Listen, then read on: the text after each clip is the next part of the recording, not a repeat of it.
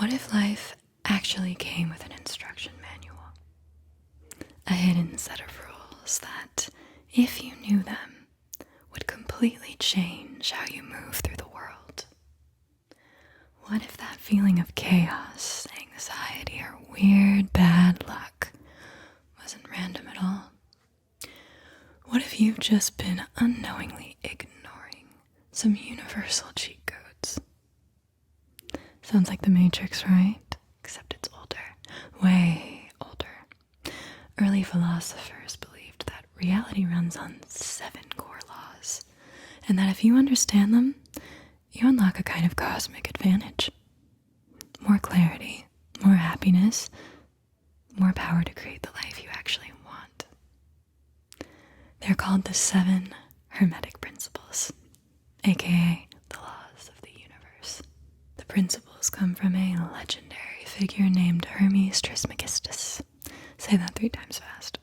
He was also known as the Egyptian god Thoth. For centuries, his secret knowledge was passed down in mystery schools from teacher to student, until, in 1908, a mysterious little book called the Kybalion dropped. And this little book compiled all 7 laws in one place. And most people don't even know that this book exists. These laws are actually weirdly practical. You don't need to be spiritual or religious or even wearing linen to get something out of them. In fact, they mesh surprisingly well with science, psychology, and modern self-help.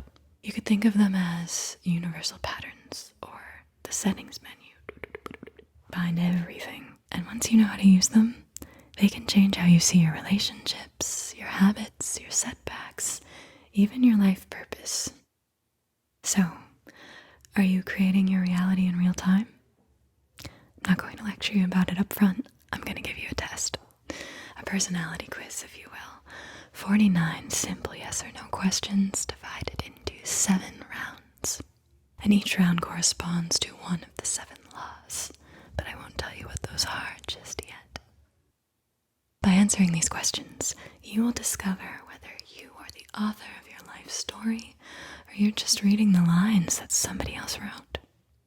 You can relax and veg out during the test, but if you want to know your score and what that score means at the end, you need to keep track of the rounds and the number of times you said yes in each round.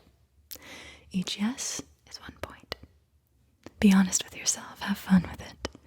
Answer yes if it's generally true for you, even occasionally, and no if it's just usually not true for you. Trust your first instinct, and after the test, I will reveal the 7 Hermetic laws, explain what they are, and show you how to harness each one to improve your life. Sound good? Beautiful. So let's start with round 1. And remember, each round has 7 yes or no questions, if you want to keep that tally going. Starting with round 1. There are 7 questions in round 1. Answering yes or no. Round 1, question 1. And that question is, do you believe that your thoughts or your mindset can directly influence your reality? For example, have you noticed that thinking positively or negatively about your day can actually impact how the day goes? Yes or no? Good. Question 2. Have you ever visualized or imagined something happening and then experienced it happen in real life in a way that felt more than just a coincidence? Have you? Question 3.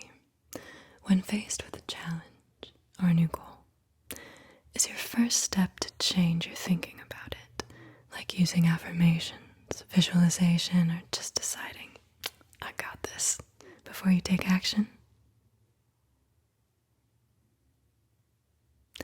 Question 4. Do you find that when you change your attitude or perspective about a situation, the situation itself seems to change, or at least you experience it completely differently? Question 5. Have you practiced things like meditation, mindfulness or affirmations to help train your mind? And have you noticed real effects on your mood or life outcomes when you do?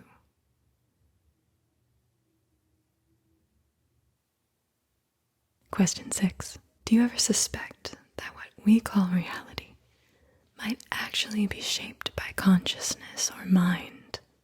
For instance, thinking the world might be somewhat like a dream, simulation, or projection of something mental/spiritual.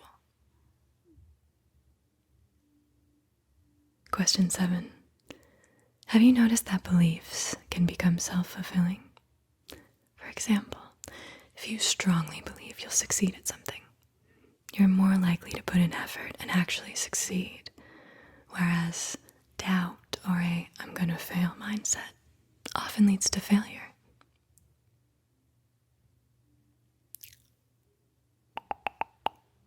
And that is the end of round 1. We are now ending round 1. So tally up your yes answers for round 1. If you've got a lot of yeses here, we'll see what that means later, because we are now entering round 2. As you know, there are 7 questions in round 2, so this is round 2, question 1. And the first question in round 2 is, do you often notice patterns or coincidences in your life that make you feel like everything might be connected in some way? For example, the same theme or lesson popping up in different areas of life at once. Question 2. Have you observed that your external life tends to mirror your internal state? Think about the times you were really happy and suddenly everything around you seemed to go well, versus when you were in a bad mood and the whole day just kept getting worse.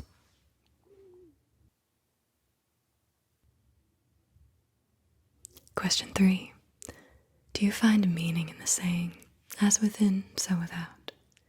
Like, if you organize your room or your workspace, you feel mentally clearer. Or when you're anxious inside, suddenly everything around you feels chaotic too.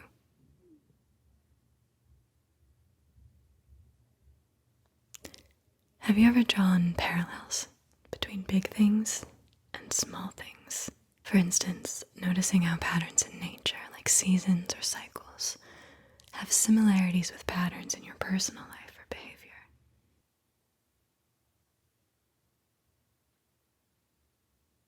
Do you believe that small actions can have big echoes? Like something you do in your personal life might symbolically or indirectly affect larger situations, or vice versa, suggesting an unseen link between the two. Question 6. When trying to understand something complicated, do you look for a model or an analogy in a different scale or context? Like thinking managing a team at work is kind of like being the captain of a sports team, seeing a similarity between 2 different systems. Question 7. Have you felt that the universe sends you signs or feedback through events around you that reflect what's going on inside you? Like you're debating a big decision and then something symbolic happens in your environment that just feels meaningfully related.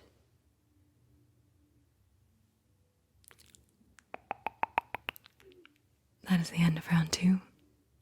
We are now ending round 2. So taking a second to add up your total number of yeses for round 2. And then moving into round 3. And round 3, question 1 is, do you ever talk about or sense vibes? Like getting a good vibe or a bad vibe from a person, place, situation, even if you can't logically explain it. Question 2. Have you noticed that your energy level or your mood can be contagious? For instance, when you're feeling upbeat and high energy, people around you seem to perk up too. And likewise when you're feeling down.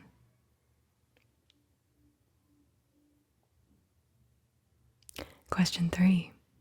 When you're in a funk or a bad mood, do you have ways to raise your vibration or your mood? Such as playing your favorite music, dancing, exercising, meditating. And does that usually work to shift how you feel? Question 4.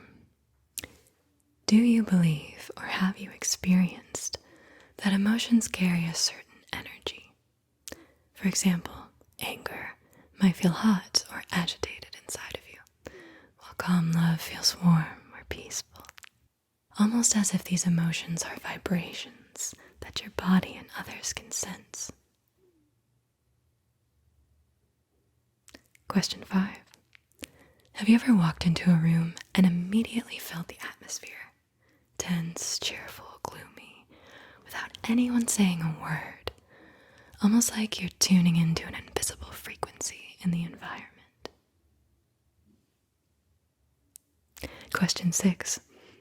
Do you think about your own frequency or mindset attracting similar energy from the world?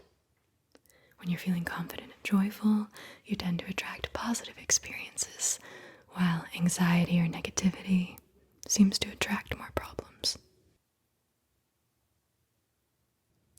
Question 7. Have you tried practices like breathwork, sound therapy, or even paying attention to the foods you eat to see how they affect your energy? And that marks the end of round 3. We are now ending round 3, adding up the number of yeses you had for round 3, and moving into our 7 questions in round 4. And question number 1 is, when you encounter something you label as bad or negative, do you instinctively try to find a positive aspect of it, or at least see how it might lead to something good? Yes or no? Question 2. Are you good at seeing both sides of a situation? Like in a heated debate, can you understand where the other side is coming from, rather than thinking one side is absolutely right and the other is absolutely wrong? Question 3. Have you ever turned around a negative emotion into a positive one intentionally? Maybe you were really angry about something and you managed to channel that anger into motivation to improve your situation, effectively turning anger into determination. Question 4. Do you think opposites are often just two extremes of the same thing?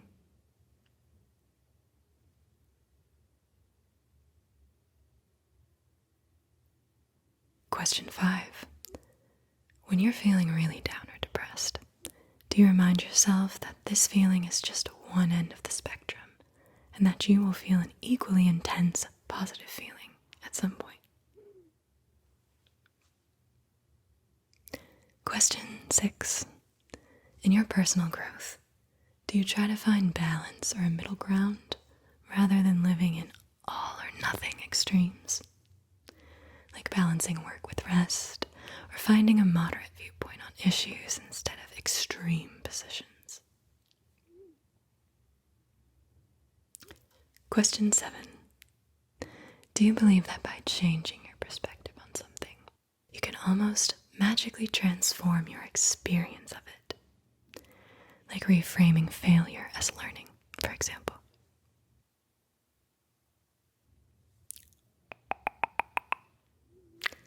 That marks the end of round 4.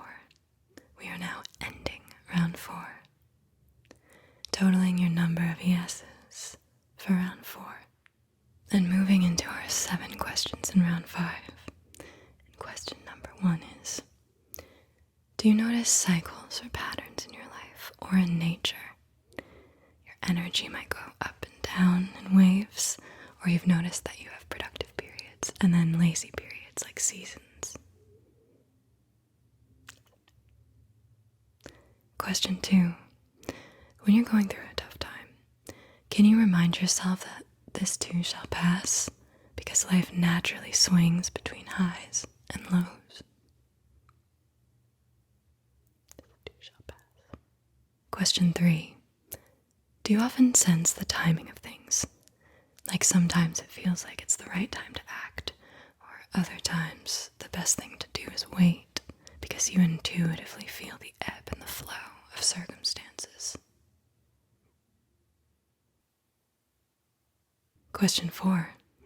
Have you learned to ride out negative periods without panicking, trusting that eventually things will swing back in a positive direction, because they usually do? Question 5. Do you try to take advantage of your up cycles when you have lots of energy or luck, and lay low during your down cycles when everything feels harder, rather than pushing against the current all the time? Question 6. Have you noticed rhythmic patterns in your emotions or behavior? Like you'll be super social and outgoing for a while, and then you'll need a period of solitude, and it just naturally alternates? Question 7. When something really good or really bad happens, do you stay fairly centered knowing life is a series of changes? In other words, you don't get too cocky when things are great, and you don't despair completely when things are terrible, because you expect change.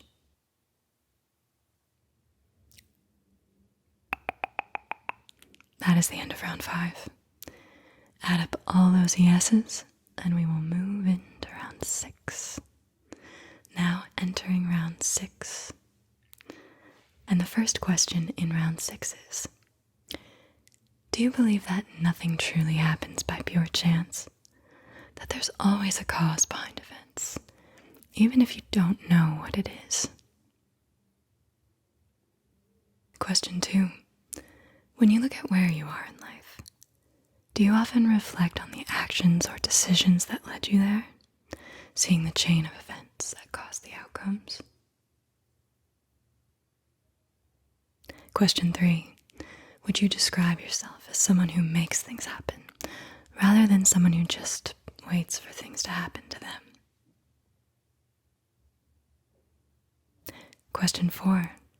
If something goes wrong in your life, is your first reaction to look for what might have caused it, perhaps even examining your own choices, rather than immediately blaming bad luck or other people? Question 5. Do you feel that you have the power to change your circumstances by changing your actions? Question 6. Have you ever done a sort of experiment in life where you change what you're doing to see if it produces a different result, essentially testing cause and effect? Question 7. Do you take responsibility for the outcomes in your life, at least to a large extent, believing that your present situation is largely the result of past choices and actions?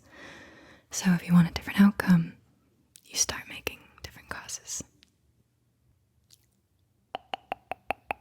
And that marks the end of round 6. We are now ending round 6, tallying up your total number of yeses for round 6. And moving into round 7. Now entering round 7. And question 1 in round 7 is, do you consider yourself a balanced person in terms of being logical versus emotional? You value your intellect and your intuition when making decisions. Question 2. Are you comfortable with the idea that you have both masculine and feminine qualities within you, regardless of your physical gender? Question 3. When working on a project or goal, do you find you can be both creative, generating ideas, brainstorming freely, and practical, taking action, organizing steps? In other words, can you both dream and do? Question 4. Do you often collaborate well with others of different strengths? Question 5. Would you say you have a good mix of doing versus being in your life? Question 6. Do you embrace traits or hobbies that are stereotypically attributed to the opposite gender without much worry?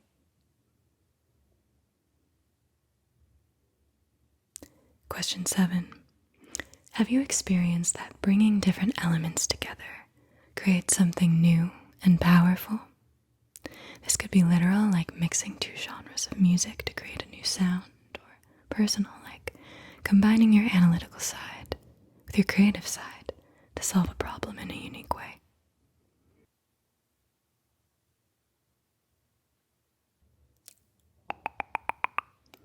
And that is the end of round 7.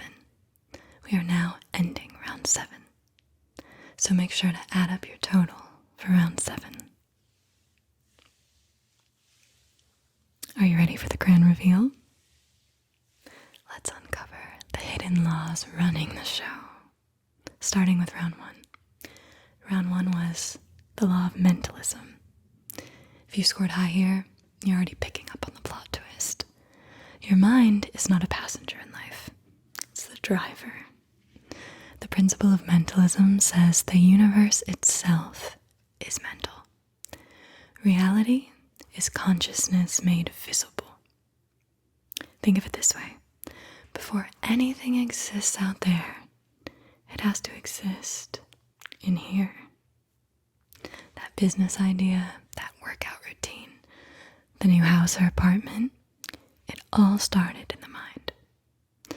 And if that sounds like Manifestation 101, it is. Even the Kabbalion says the entire universe is a creation of the universal mind. Call it God, source, the cosmic mind, whatever works for you. But that's what it is.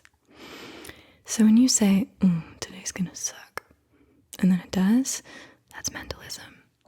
When you hype yourself up and you walk in like the main character and suddenly people are offering you free coffee and compliments, maybe you've heard it masquerade as lucky girl syndrome, but it's mentalism.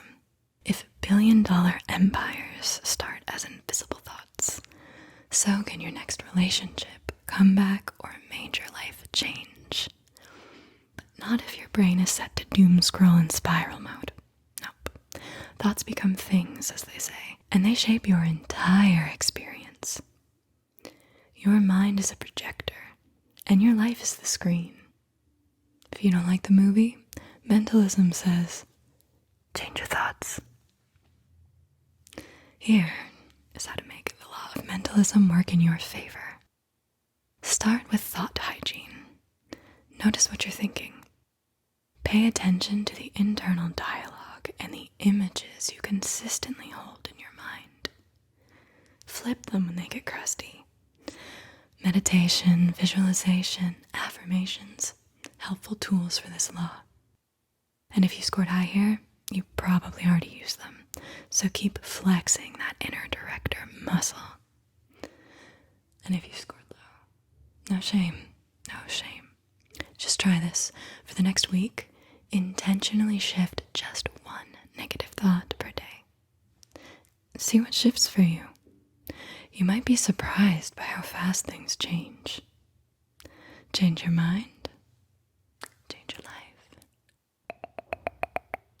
Round 2 corresponded, pun intended, to the law of correspondence. It ties in to the classic phrase, as above, so below. As within, so without. If you scored high here, you're someone who sees hidden connections in everything. This law says the universe works like a series of mirrors. Patterns repeat across all levels, from atoms to galaxies, your mood to your Monday. Big or small, seen or unseen, everything reflects something else. Your inner world sets the tone for your outer world. Have you ever noticed that when you're spiraling internally, your whole life seems to glitch? But when you get calm and centered, things around you start to magically fall into place. That's correspondence. Even science plays along. The structure of an atom resembles a tiny solar system, and the brain's neural pathways not that different from city traffic patterns. Same blueprint, different scale. It's like the universe copy-pastes its design at every level. So here's how to make the law of correspondence work in your favor. Become aware of the patterns. If your life feels out of alignment, start small. Not with a full-blown reinvention, just a micro shift. Messy relationship, start by organizing your desk. Burned out, say no to one thing and keep the promise to yourself. You want more peace? Make space for it, inside first. Correspondence is not about control, it's about recognition. See the pattern. The rest starts to echo, echo, echo, echo. If you scored low here, you might feel like your inner world and outer world are on separate networks. So, here's an experiment. Start noticing the parallels.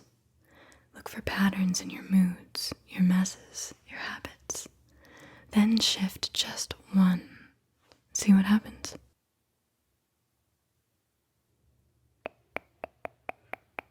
Round 3 relates to the law of vibration. Nothing rests. Everything moves. Everything vibrates. If you scored high in this round, you walk into a room and you can feel when something is off. You know someone's energy is weird, even if they're smiling. That is the law of vibration in action. The law says everything, literally everything, is in motion. Even the things that seem solid. Your chair, your bones, a rock is made of atoms just buzzing around. And it's not just physical matter. Your thoughts, your emotions, your words, your mood, they all carry a frequency. Some are high, love, gratitude, joy. Some are low, fear, stress, scrolling. Vibration is how energy travels. It's how the cosmos hums. Planets emit different frequencies. Your brain waves shift when you meditate. Your heart's electromagnetic field changes when you're calm versus chaotic. Have you ever been around someone whose mood just dragged down the energy of the whole group? That's their frequency impacting others. Have you ever played your favorite hype song and felt unreasonably powerful? That's you tuning your dial. So here is how to make the law of vibration work in your favor. Manage your energy. Not necessarily in a crystals and chakras way, unless that's your thing, because that's cool too.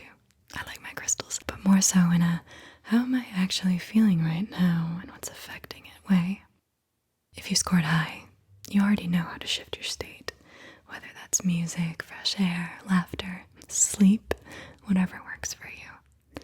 But if you scored low, here's your cheat code.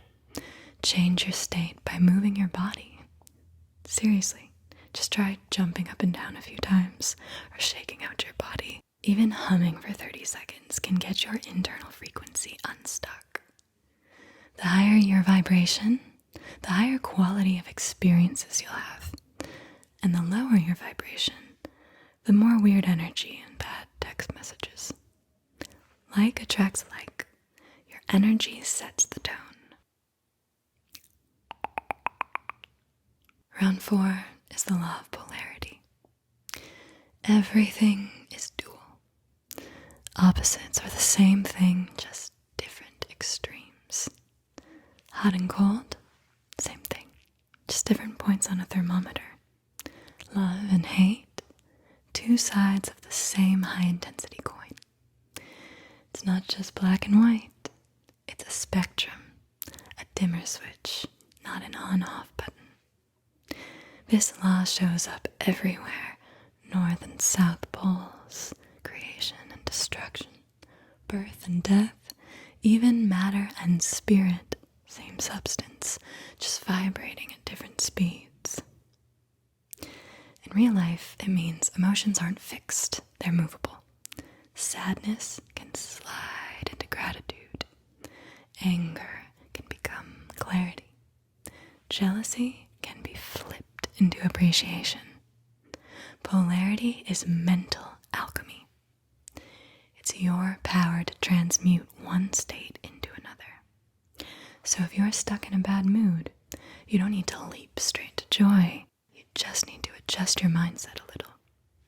Take a breath, offer yourself some compassion, and look at the situation from a different angle.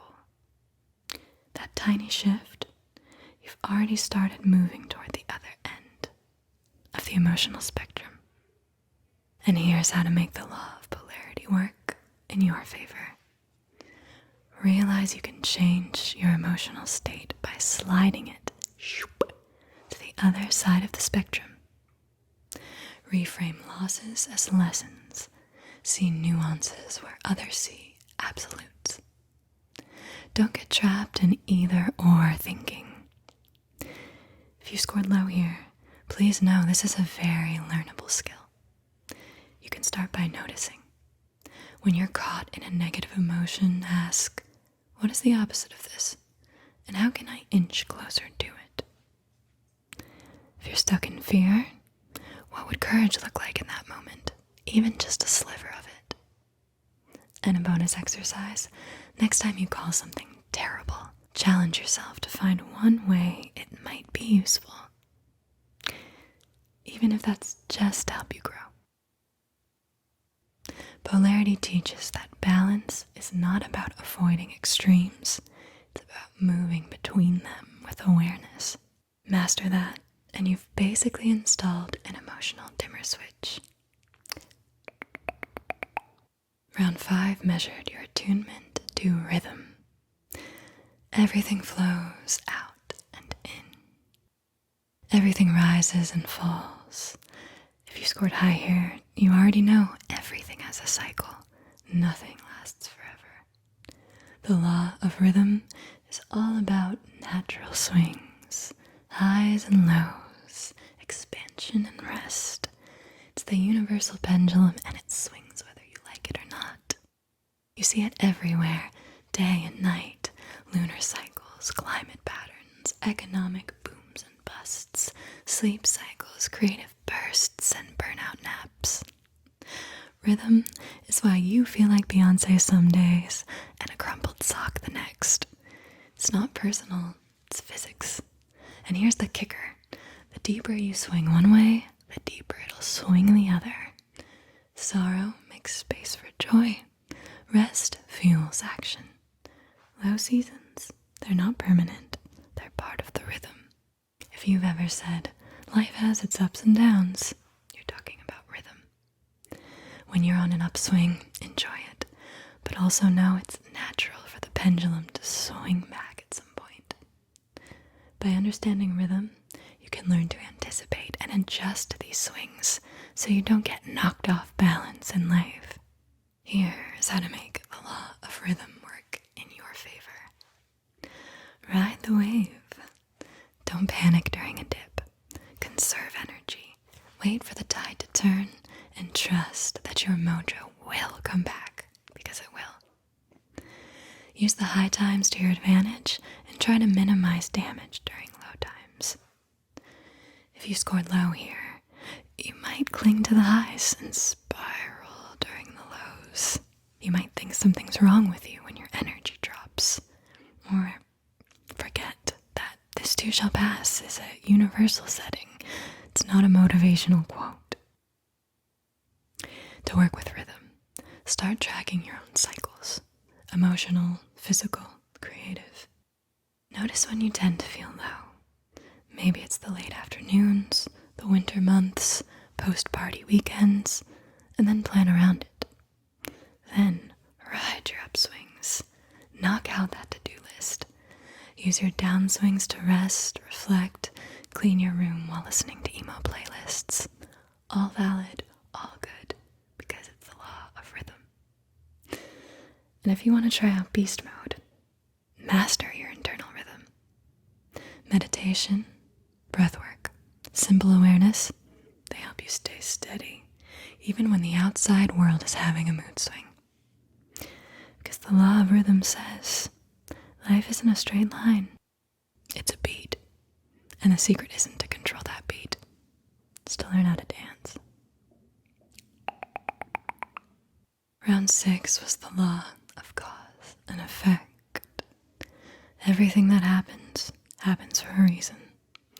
Nothing happens by chance. Everything you experience is the result of something, even if you don't fully see the chain yet. If you scored high here, you might see the world in terms of its consequences.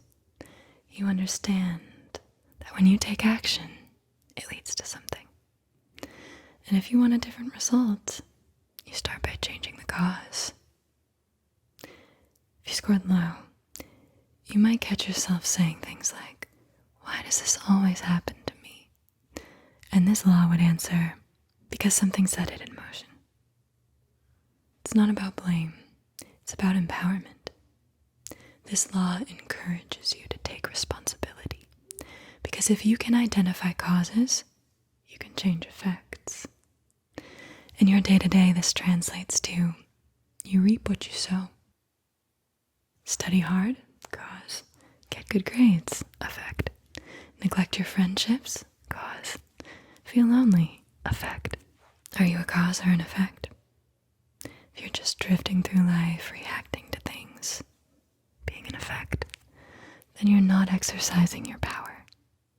But if you choose and act deliberately by being a cause, you become the one influencing your reality. So here's how to make that law of cause and effect work in your favor. Start planting better seeds. You want more opportunities? Show up in new places. You hate your job? Trace the steps that landed you there and start taking different steps to get out. Even your bad luck has a trail. Example, you slept late, so you rushed your morning, so you forgot something, so you had a stressful day. Want to fix the outcome? Start at the beginning. Go to bed earlier, babe. Over time, you shift from feeling victimized to feeling in charge of your situations. And you understand that you can become a cause in others' lives too, in a very good way. Hopefully not a bad way, but you are a cause. So, by being kind, you cause ripples of kindness. By sharing knowledge, you cause someone to improve. Ultimately, embracing this law means owning your power. As the saying goes, be the change, because being the cause is how you change the effect. And round 7 was the law of gender. Everything has masculine and feminine principles. Creation needs both. This isn't about gender roles or biology. The law of gender says every creative process in nature, in art, in life requires both masculine and feminine energy. Masculine is focused, assertive, action-oriented, and feminine is intuitive, creative, receptive. No matter your gender, you've got both energies inside you. And if you scored high in this section, chances are you're pretty good at switching gears. You can lead a meeting and trust your gut. You can plan a launch and dream up an idea. Think about building a house. You need a blueprint, right? Which is masculine, structure, direction. And you need a vision for how it feels to live in it, which is feminine, emotion, atmosphere. One without the other, you either get a cold shell or a fantasy that never gets built. The same goes for relationships, businesses, art, and even inner healing. You need both energies dancing together, not battling. If you scored low here, you might be overly identified with one side. All hustle, no softness, that's burnout territory. All dream, no action, that's the idea graveyard. So here's how to make the law of gender work in your favor. Know when to push and pull, when to speak up, and when to listen. Keep cultivating that. If you are overly analytical, give your intuition some airtime. If you're all emotion and inspiration, structure it. Make a plan. Take a step. And in a team or relationship, notice, are you complementing each other's energy or clashing over it? Harmony doesn't mean being the same. It means bringing balance together. This law says when your inner masculine and feminine are aligned, you unlock your creative power. Master both and become a force. Congratulations on making it through this deep dive. It's a lot to take in, isn't it? The Hermetic teachings run very, very deep. And each time you think about them, you'll probably discover new layers. That's very normal. These laws are lifelong tools. You will keep returning to them and understanding them in new ways as you grow. Even just knowing they exist puts you ahead of the game. Because like the old saying goes, which originated in Hermetic circles, when the student is ready, the teacher arrives. Think of this video like a little nudge from the universe. Maybe you were ready for this knowledge, and that's why you're here. Let's summarize the 7 laws one more time and give you a quick practical exercise for each. These are like tiny challenges or experiments you can try in your life to see the effect. You don't have to do them all at once. Maybe pick one law a day or a week to focus on. Ready? The law of mentalism. All is mind. Practice. Spend one day consciously observing your thoughts and intentionally shifting them whenever you catch negativity. Second law, the law of correspondence. As within, so without. Practice. Tidy up or beautify a personal space, your desk, your room, and then see if your mental clarity or mood improves as a result. The third law, the law of vibration. Everything vibrates. Practice. When you're feeling low energy, change your vibration on purpose. Play an upbeat song and dance for 3 minutes. See if your state and even how others respond to you shifts to match the new vibe. The fourth law, the law of polarity. Everything has its opposite, and opposites are 2 extremes of the same thing. Practice. Next time you feel a negative emotion, try the mental alchemy exercise. Identify its opposite emotion and actively find thoughts that move you a few degrees toward that opposite. The fifth law, the law of rhythm. Everything rises and falls. Practice. Reflect on one recurring cycle in your life. It could be daily energy levels, a weekly mood pattern, or maybe a larger life phase pattern. Acknowledge where you are in that cycle right now. If it's an up phase, practice gratitude and prepare for eventual changes. If it's a down phase, remind yourself it's temporary and identify one thing you can do to flow with it. Maybe you need rest. Maybe it's time to learn a lesson. The sixth law, the law of cause and effect. Every cause has an effect. Practice. Be a conscious cause today. Set a small but clear cause in motion for an outcome you want. Later, observe the effects. This will reinforce that you have the power to initiate changes, not just wait for them. The seventh law, the law of gender. Everything contains masculine and feminine principles. Practice. Identify one task or situation where you can bring in the complementary energy that you might usually not use. If you're going about your work very analytically, masculine, pause and see if any intuitive hunches or creative ideas, feminine, arise and give them space. Or if you're brainstorming wildly, stop and organize your ideas into a plan of action. By trying these experiments, you've just dipped your toe into Hermetic magic. Not the wand-waving kind, but the real-world life actually feels better kind. The more you play with these laws, the less they stay as theories, and the more they become tools. You're in the game now. And now that you know the rules, you don't have to play blind anymore.